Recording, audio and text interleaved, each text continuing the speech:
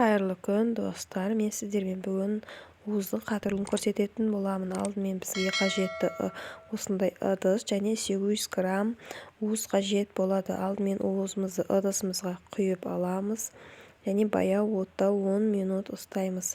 Дәміне қарай тұз немесе қант қосуларыңызға болады. Егер сіздер асты жабысып күйіп кетеді дейтін болсаңыздар, ыдысымыздың астына жұқалап май жағып алыңыздар. Міне бізде пісіп шықты.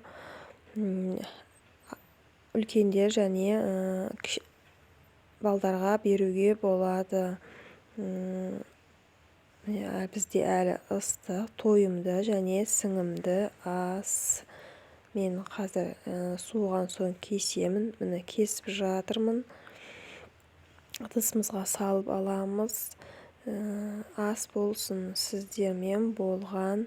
Жансая маған тіркеліп лайк басуды ұмытпаңыздар.